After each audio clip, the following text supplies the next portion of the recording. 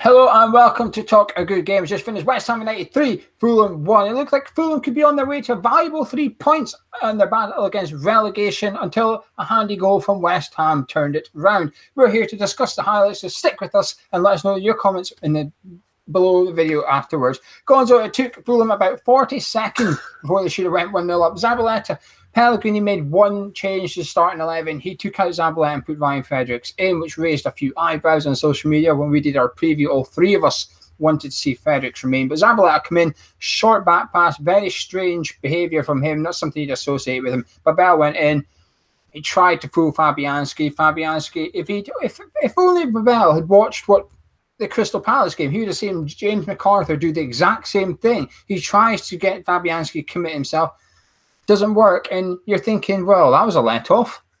Yeah, well, I was at West Ham and Crystal Palace, and I don't blame anyone for not wanting to watch that, so we can excuse him and not doing his homework on that one. It was great reactions from Fabianski. No point telling Zabaleta off, everybody. No, we'll do that in a second. But it was a bad start. What was quite telling, and if you noticed as well, everyone thought it was going to be a goal, and Ogbonna actually stopped running. If people will, because match the day will be out at some point. Just watch, Ogbonna actually stops running. So it was a good job, Fabianski saved it because Ogbonna had given up the ghost.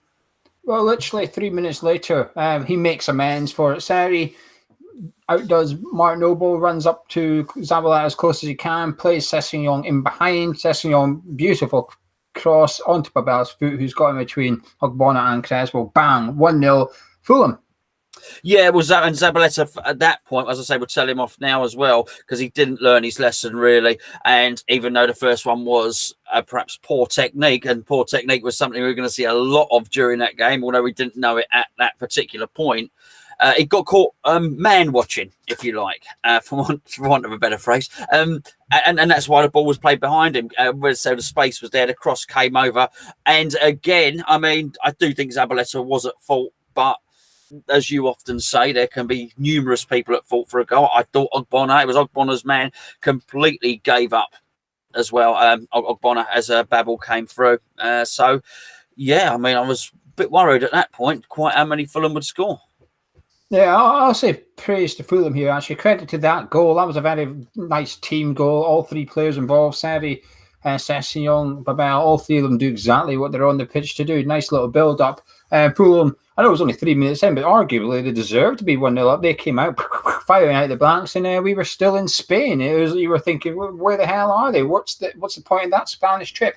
Diop went close from a header, but before we made it 1-1, Gonzo, what was your thoughts on West Ham's performance? Well, you mentioned Spain. I actually posted on the forum as well. I thought we may well have gone to Spain, but I don't think we took a football with us, because if that's what we were doing, we were out there training. Maybe it was fitness training. It didn't look like there was any ball work going on, because the passing and technique was atrocious. And I don't want to be sensationalistic and say as bad as I've ever seen or anything like that, but because you would be able to pick out times under Moyes or whatever, but pretty bad. As bad as I think I've seen this season. Ball control, putting your foot on it, passing, finding your teammate. It was absolutely awful. And you're absolutely right that Fulham deserved to be ahead at that point. And I don't know why we start so slowly. We seem to continually start slowly. So I don't want to just blame it on Spain. I think that's the easy thing to do. I'm all for these trips if they work out, but it clearly hadn't then. And the last thing you need to do as a team that's struggling and whose confidence is dented is to give them an opportunity to get their tails up. And I mean, we saw how fragile Fulham's confidence was a bit later on in the game, of course, but a slow and a sloppy start from West Ham, mate. Yeah, sloppy is a key word for me, actually. We were struggling to get moving at all, and there was no real... The problem was I don't think we had enough flair on the pitch. We kept continuously crossing the ball to Hernandez. I know we kept getting corner after corner. I'm aware we scored from both our goals come from corners in the first half, but it was just the amount of crosses we were piling in, and you just thought, we're not even getting chances off this. The only thing we're getting off it is corners, and apart from that, it's getting clear they're dealing with our corners pretty well. But the reason they're doing it is because there's no real option through the middle. There's no one in that space in between Fulham's midfield and defence. All three of our midfielders were the other side of Fulham's midfield. Anderson and Antonio were out wide, and Hernandez was up front on his own. There was no one in that hole, so we had to go wide. And they didn't mind whatsoever as soon as we went wide. And then we had something like 7 or 8 corners, 9 corners in the first half. A ridiculous amount of corners. I mean, be surprised that's a record for the Premier League, certainly for West Ham this season. But we just could not get going. And I'll tell you what, though, we are lucky. Fulham are really bad. We are very, very lucky because a better side would have went 2-0 up pretty quickly after that first goal. But for whatever reason, at 1-0 with 87 minutes on the clock, they decided they would try and hang on to the 1-0, which baffles me. But anyway, 28th minute, well, controversy. Here it comes. We couldn't score with our feet, couldn't score with our heads. So Javier Hernandez gets his 50th Premier League goal. All 50 have now come inside the box, possibly his first one via his left arm. Ball coming from a corner. Antonio heads it. Ogbonna heads it. Hernandez knocks in with his arm. Yeah, absolutely. I'm not going to sit here and claim any different. It wasn't a particularly nice way to score a goal. And it's, sometimes you watch them and you celebrate and you punch. That was sheer relief, actually, at that point. And dare I say, it's not nice to say it, is it? I was relieved he handled the ball into the goal. Maybe next year with VAR, that's not a goal. But it was a killer. It was a killer for Fulham, that as well. And they will be... Ranieri was really complaining. Obviously, Ranieri had seen it. And I know we obviously went on to win 3-1, but Fulham will obviously look at that and say, well, hold on, if they hadn't scored that handball goal, would they have scored any others? You mentioned about we hadn't scored with a head or our feet. But actually, none of our goals came with our feet today, and that was quite telling because we weren't very good at using them, as I mentioned earlier. So it needed a stroke of luck for us to get back into the game. And some will say that we deserve a stroke of luck, bearing in mind what's happened in other games. And I get that, but that's hard to swallow. If that had been us on the receiving end of that, would not have been happy at all. So... yeah, what can I say? He cheated to win the goal, to get the goal. It's cheating. It's not nice to see, even when it is our own player. Like you said, it is a relief. Being a West Ham fan, obviously think, get out of jail here. We needed something to happen.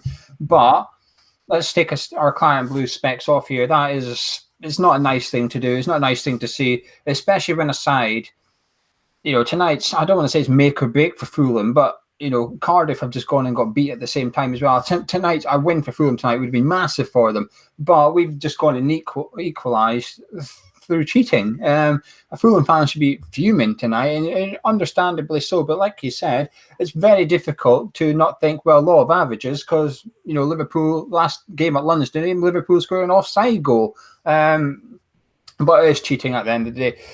39 minutes though, West Ham do take the lead, and this time it is from a header. Corner comes in, and it's a Diop gets his first league goal for West Ham United. He started to sense though, just before our first goal, and then in between the two goals, you started to sense that we're now getting a bit of the foot on the ball here. We're starting to control the game. Fulham are stuck in their own 18-yard box, and I think our second goal for West Ham, while I still don't think we're playing that great, the second goal seemed a little bit inevitable. Yeah, the pressure was built at that point, and funny enough, just before the goal, Hernandez had passed the ball towards goal, and it actually bounced up and hit. It was either Brian or Ream on the arm, and he had the bare-faced, brazen cheek to appeal for handball. Hernandez was saying to the referee, "It's a handball." But you're right, keep your head down, mate. Crikey. But the pressure was building, as you said. We were having lots and lots of corners, and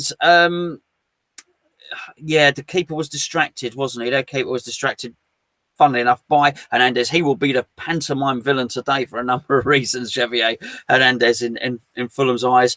And it was a good header. And as you say, he'd gone close previously. Maybe should have scored the first one as well.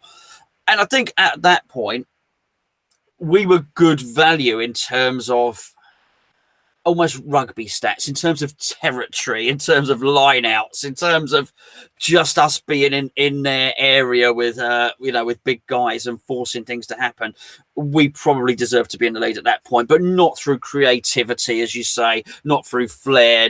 It was a sort of nasty kind of pressure that we were putting on them. Indeed. At half-time, one change from Pellegrini Gonzo. Zabala went off and Ryan Fredericks came on. Does this insinuate he perhaps got it wrong at the start of the game? Yeah, which is fair enough, isn't it, if he can admit his mistake, which he pretty much did. He's not too proud to do that. I wonder if we'll see a little extended run with Fredericks, because obviously a few people would have noticed his recovery tackle later on in the game. Who was through then? Yeah. Yeah, I mean, he was so fast. He's so fast, and that was his pace that got him in on that. So yeah, perhaps not the substitution I would have thought at the time. I do understand why I do it, but I mean, I thought we were really losing control of midfield. And I was looking at in particular Robert Snodgrass, although his obviously set play deliveries were decent. I thought we were really struggling with him in there, and you mentioned creativity. I thought this has been a case for a long time. We've missed that additional guy with a bit of creativity and a bit of guile in the middle that can bring on an additional player, because obviously we've got Anderson on the left. So I was just thinking, come on, bring on Nasri, bring on Lanzini, do something to just give ourselves. We've got two really creative players on the pitch. That was the worst performance I've seen from Zabaleta in a West Ham shirt, I think. And it's more of a compliment in the sense that his performances are usually very, very high, and you can't really criticise him. When he normally has an average game, it's still usually a 7 out of 10. But today I just felt that he was getting quite a bit wrong. Even when he went forward, some of his passes or crosses weren't coming off, and he would just commit a foul way down in the corner, which is okay in a way, but not when you're losing. Not when you're losing 1-0. You don't want to be conceded silly free kicks like that. And I just thought he had a really, really poor game, Zabaleta. I think Pellegrini got it wrong. I think it was harsh from Fredericks, but he rectified it at half-time. And it's gonna. I've got a feeling, I mean, it's a pity we've got City away next, because that's going to be a very tough game for Ryan Fredericks. If the Newcastle at home game was next, I'd be saying I think Fredericks is now back into that starting 11. Second half, not that much happened, actually, despite the fact it was a low-quality second half. Marko Navic came on for Javier Hernandez, and then Lanzini made his return coming on for Anderson. Fulham had a little bit here and there, a couple of half chances they nearly got in, but good defending from Ogbonna and Ryan Fredericks, and a good save from Fabianski from a Babel shot. Then in the 77th minute, Navic had a header save from close range. Then in the 88th minute, Navic hit the post, a good save this time from Rico. And then in the 90th minute, Gonzo, we sealed the deal. Navic chipped it into the penalty spot, and there was Mikel Antonio with what is a very Andy Carroll header. Yeah, but fair play to Antonio, because whilst I thought technique was lacking throughout the game, that's never been a massive problem for Antonio, who you have to say fitness levels are bang back up now for him to still be doing that and to score a goal late in the game, whatever the problem was before, has clearly gone, because he put 100% in all game, Mikel Antonio, and I was pleased. But I felt you're right, he got the selection wrong with Zabaleta, Pellegrini, but I also thought he got the tactics wrong. So I don't think he read the game very well today. I thought we invited him onto us that second half. It really was crying out. And when he made the substitution of Lanzini, maybe we'll talk about him in a second, wonderful to have him back.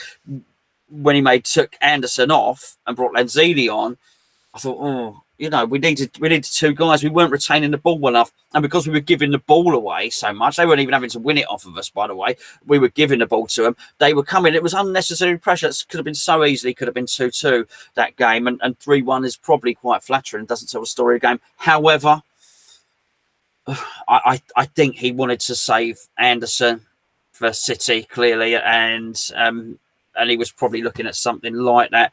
But I do feel.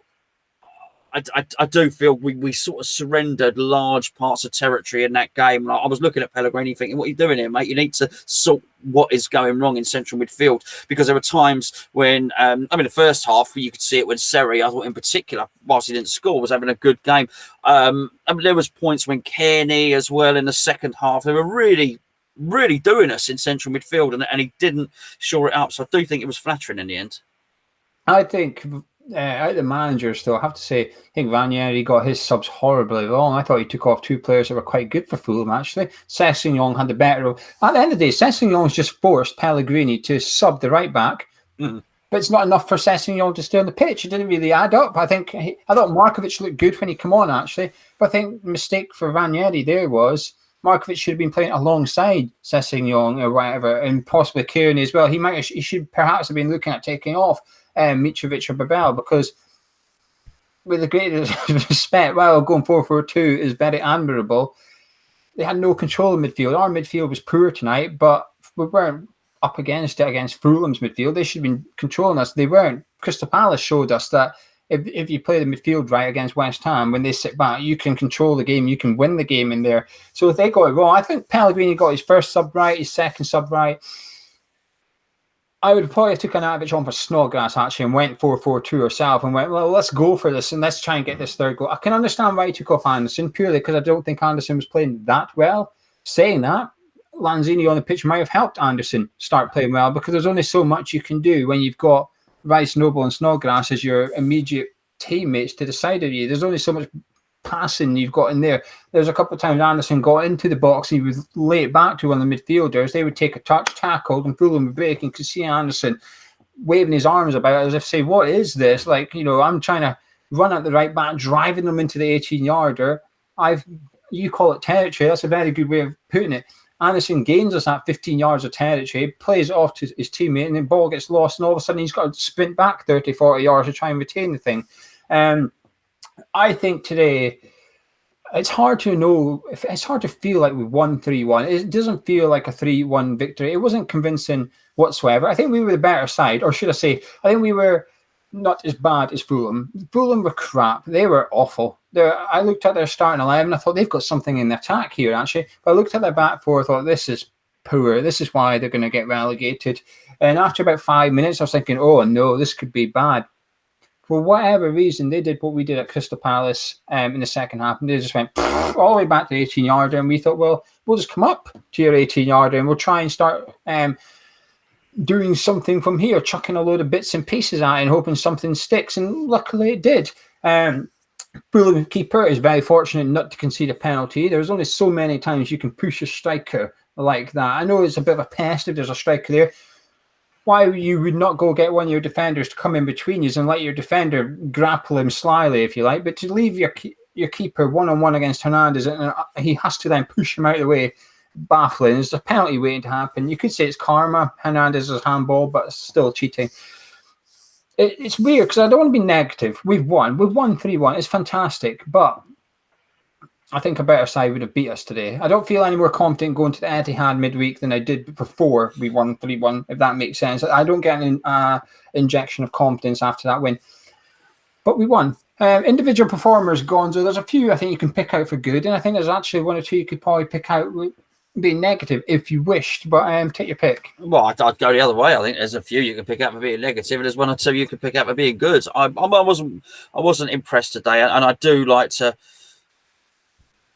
We take the points and we're grateful for the points, and I hope we see the end game, because you cannot continue with a midfield three of Declan Rice, Robert Snodgrass, and Mark Noble. It's just not lacking. It's lacking in any guile or creativity, and not enough of it. A lot of energy, a lot of endeavour, a lot of bite, but that's not what we've got Pellegrini for. So I hope that we are going to see this evolution now that we've got Lanzini back.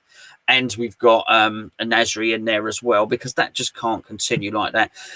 In terms of good performers, I thought... So if we just say in terms of bad, I thought there was a general lack of technique, a poor passing, poor first touch from lots and lots and lots of players. We've mentioned, I mean, you could say all the back four, really. You could say about the midfield. I mean, Declan Rice at the start, and I thought Declan went on to have a good game, actually. But at the start, he misplaced a few passes, which he normally wouldn't. And there were so many noble misplaced passes. Snodgrass was awful with his passing, his ball control. First touch is slipping out. Zabaleta, Cresswell. So many of them were letting the ball slip under their foot and knocking it out into touch. And they go, what? That's why I said, what were they practicing any ball skills? It looked awful. So I think collectively they had that. I do think in terms of good players, Declan Rice started to win some important interceptions, which was important for him because the England coach was up in the stands, grew into the game. I thought Diop, you have to praise Diop really, because because he scored a goal. He looked also like scoring a goal, and he did a really, really good last-ditch tackle as well, which worked out well. And praise Antonio as well. I thought Antonio battled really well, got his goal in the end. And the other two positives that I'd really like to pick out are... Well, sorry, Fabianski. It's easy to forget Fabianski. He's stuck there in goal. He done a lovely save. So, brilliant. Well done, Fabianski. I was so delighted to see Lanzini back. I mean, absolutely... thrilled, and he's just so bright. And there was one particularly where he went down the middle. I do like the fact that what Pellegrini did was Pellegrini immediately moved Snodgrass wider and put Lanzini in the middle. That I liked straight away, and he showed enough. It was real promise. I also thought that Arnautovic, in terms of positives, looked more up for it.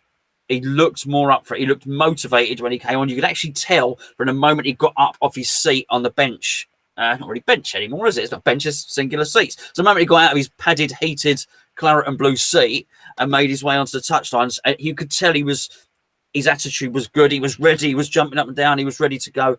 And I thought he carried that on, and he was unlucky not to score himself.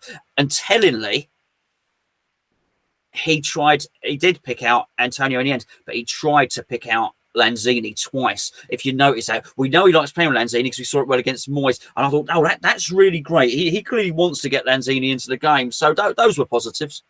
Yeah, I thought Lanzini, I don't want to say changed the game, but I think he did. I think momentum changed when he came on the pitch. Rather than us just booting the ball away and trying to, it was very sloppy. He brought a bit of a calmness, a bit of a, just give the ball to me, let's just dribble up the pitch rather than trying to boot it 30 yards to somebody or whatever.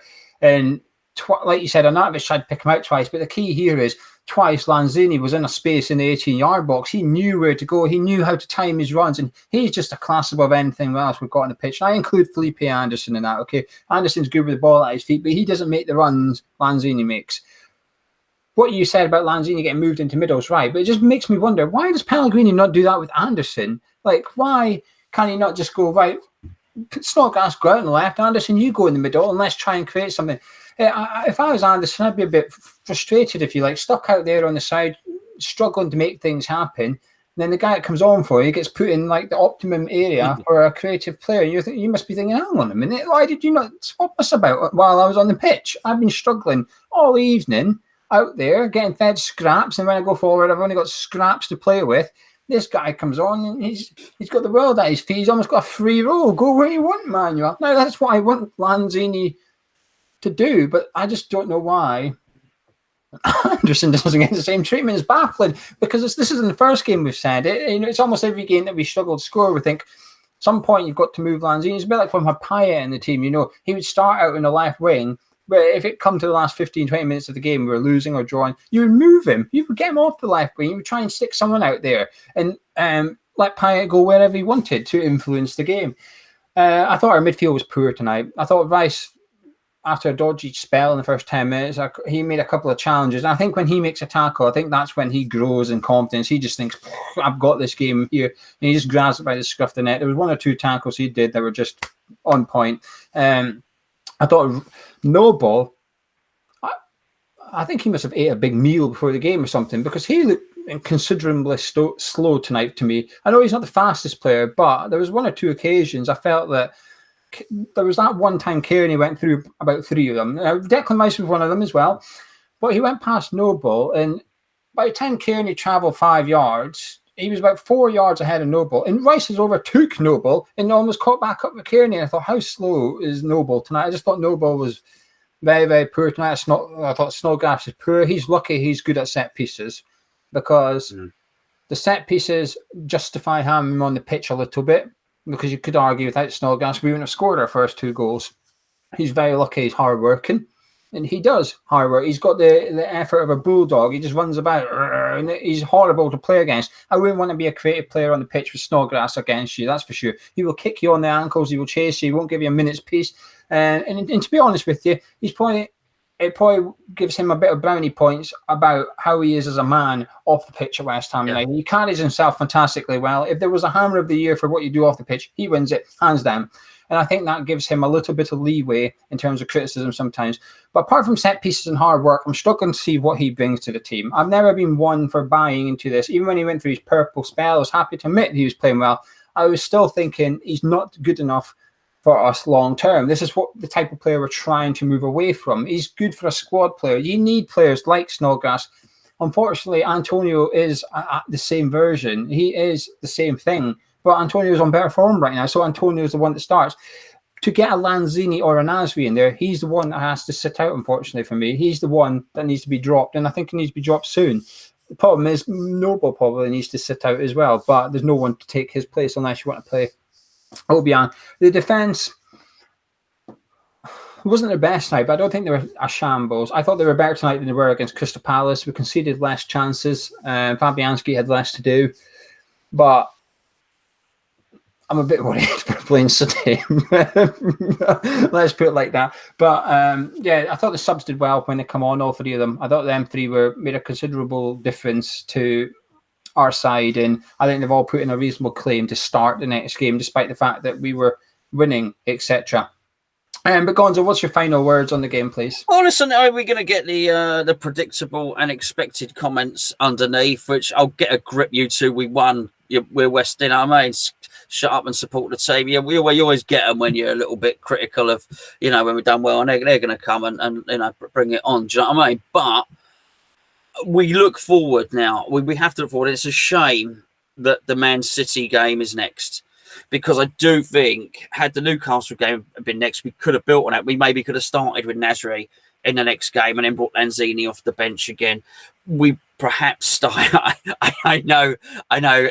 Technically, Chicharito scored the goal, but you'd probably start with Arnautovic in the next one. That's what we were looking for. We know about Arnautovic's ability. His head was turned. So if that we can get Arnautovic to finish the game today on the pitch for the rest of the season, we get our 35 million. He gets his move, and everyone's happy, and we get to buy whoever Pellegrini wants, which is good for everybody. That's the ideal scenario. And I say looking forward, it's a shame for Man City next, because there is a team out there which has Balbuena and Diop at centre back, has Fredericks and Cresswell there, has Rice and a fast Noble who hasn't eaten a meal next to each other, with Lanzini in the middle, with Anderson left, with Antonio right, and Arnautovic up front, which is a terrifying prospect for all but the very best defences in the league. And you can take anyone out of that and put Nasri back in it. That's what but we need to work towards that now. So we have to almost wipe the slate clean. Okay, Pellegrini, this is why you've been playing like this, because let's be fair, it's been a bit negative recently. Some of his tactics have been a little bit negative. This is not what we bought into, but we give him a pass to get out of jail free because he's not had the personnel to play the Pellegrini way. Well, now he has. And I just want to see, probably as you say, gets a free pass, as you like to say, for Man City. After that, I want to see us push on. We got, 36 points now?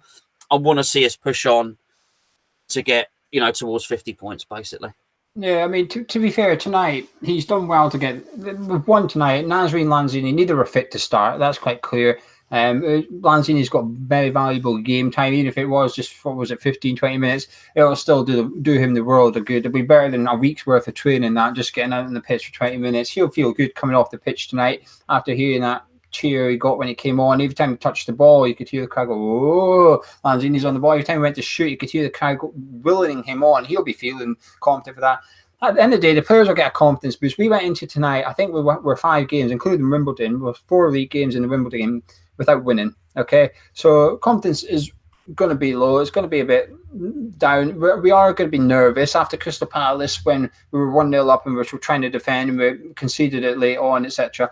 We are going to be a bit nervous trying to hold the lead, etc. So we've got the 3-1. Hopefully we can get that feel-good factor. We can actually go to City, like you said, it's a free pass. We can go there without worrying about too much, if anything. If anything, I think it suits us playing away from home against a big team because pressure's off now. But after that, we've got 4 very winnable fixtures. Newcastle at home, Cardiff away, Huddersfield at home, and then Everton at home. 4 very, very winnable fixtures. Something that, like you said, gives us all to look forward to. 3 home games out of 4. And the away one's Cardiff, who just got beat 4-0 by Watford on their own patch tonight as well. So everything's lining up for a good run. Gonzo, final question. May I get your hammer of the match, please? Yeah, it was hard, actually, for all the wrong reasons. And we're going to give it to Mikel Antonio. And if he hadn't scored that header at the end, I don't know who I would have given it to. And that's the truth of the matter, really. Maybe I would have given it to Fabianski. Don't know, Diop, obviously. But I thought he worked hard all game. In a game where nobody had particularly good technique, I couldn't really give it to any of the substitutes. So it's going to be Mikel Antonio. Good performance, goal, 2 games unbeaten for West Ham. I'm going to give it to Antonio as well. I thought he was brilliant. It feels weird because I'm sure I gave it to him a couple of games ago at least anyway. I gave it to him not long ago either. But he looks like a different player recently. He's got confidence. There was one of his crosses tonight in the first half. Now, he shouldn't really have crossed it like this because there was no one in the box. Hernandez was trying to get there. He shouldn't have crossed at that point, but he did. But the cross was fantastic. It was low. It was hard. It was in between the penalty area and the 6-yarder. Rooshed right in there. And I thought, wow, I've not seen Antonio have that sort of technique before. But the problem was, Hernandez wasn't in the box. It didn't really. There was none of them. But Antonio man of match for me. Anyway, you guys at home, let us know what you think in the comments below. Myself and Gonzo, while we're happy with one, we're not overly convinced by the way we got the win, for example. Drop a like on the video if you enjoyed it. Subscribe if you're new around here. Also check out mine and Gonzo's best all-time 11 West Ham squads or players that we have seen at West Ham. Sounds a bit confusing. Watch the video and you'll understand a little bit more. Also, go and head over to our forum channel. Michael Monday is back. He will obviously be back on Monday as well. We've got other content going up, including reactions from people that were at the game and that weren't at the game, and giving you their thoughts. And it should be up on Saturday morning. So you're watching this after Saturday morning. It's there. Go have a look, and we'll catch you on our next video. See you in a bit.